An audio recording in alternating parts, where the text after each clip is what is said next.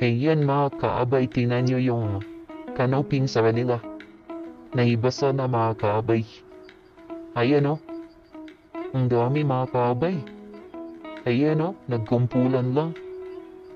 Kita nyo. Ganito siguro karami sa kanila. Ayan pa o. Ayan mga kaabay o. Grabe. Dikit-dikit lang yung mga canoping o katambak dito sa kanila. Grabe.